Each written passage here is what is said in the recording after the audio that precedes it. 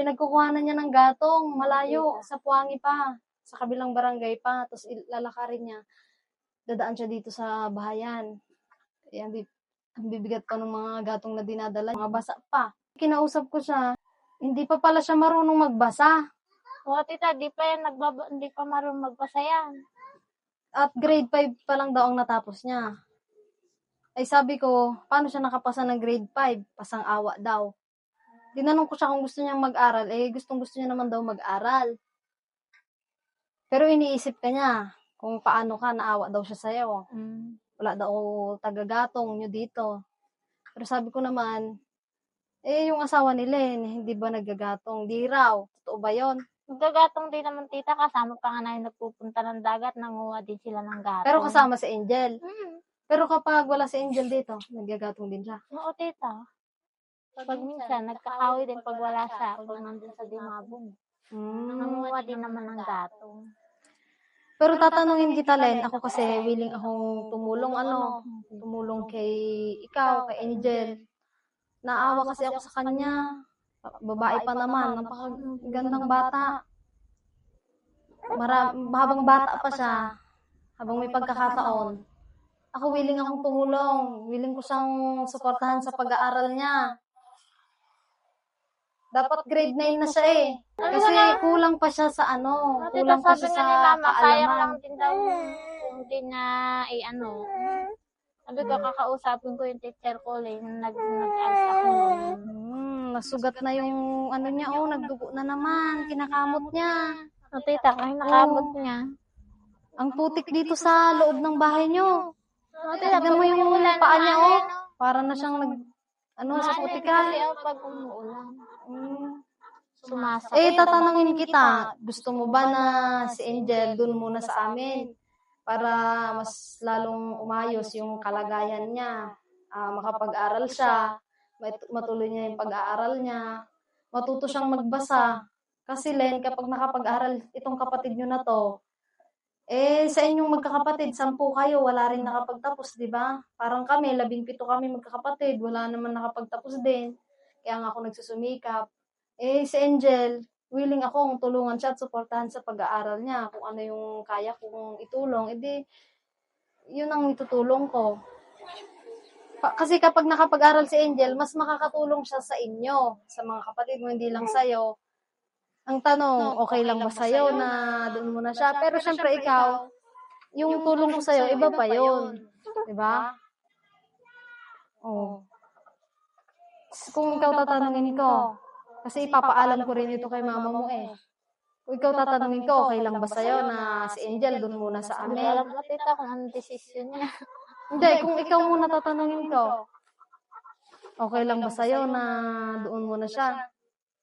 Oo tita, okay lang sa akin. Kaya ewan ko kung gusto niya na sa akin. Ayaw nga niyan lumayo. Si Angel, tatanungin. Dito ka, Angel. Dito ka, dito. Sa akin niya ayaw niyan lumayo. Paano ba yan, Angel, na sabi ko na kay ate mo, na paalam ko na kukunin ka namin, doon ka muna sa bahay at mag-aral ka. Opo, tita. Gusto mo? Gusto mo? Opo. Mag-aaral ka, ha? Mag-aaral kang magbasa. Opo. At saka hindi niya pa alam magkwenta, Len. 5 plus 5, di niya alam. Kawawa naman. Mas makakatulong siya pag nakapag-aral siya. Makakuha siya ng maayos na trabaho. Len, okay lang sa'yo? Oo, tita, okay lang kung gusto niya mag-aral. Pinipilit ko nga yan. Ayaw naman niya. Kasi hindi mananatiling ganito ang buhay niyo.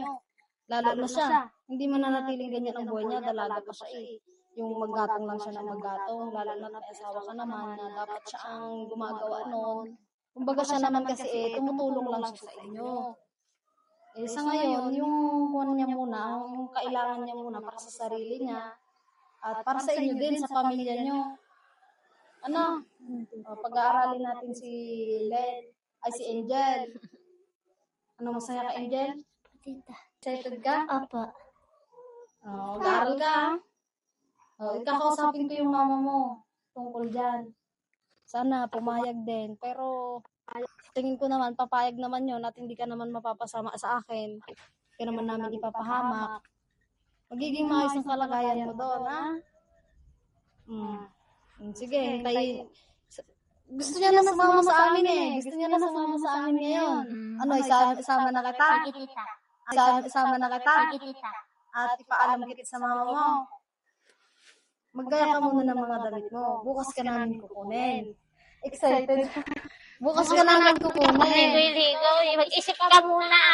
Bukas ka namin kukunin. Mag-isip ka muna. Kakausapin. Oo, baka parang binabawa mo na. Hindi, tita, sabi ko sa kanya, mag-isip ka baka naninibago lang sa ay, bigla-bigla lang sumasagot. Baka Pag-isipan mo talaga sa akin, pag-isipan mo na kung anong Pero kailan okay lang. Oo, tita. Sabi ko, Okay lang, hindi mo na yung magabawi at nakablog ka na. pag-isipan niya muna para sa akin.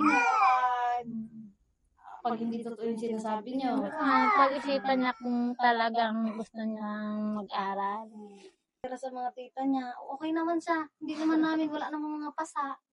Wala naman mga peklat, wala namang mga ano. Oh.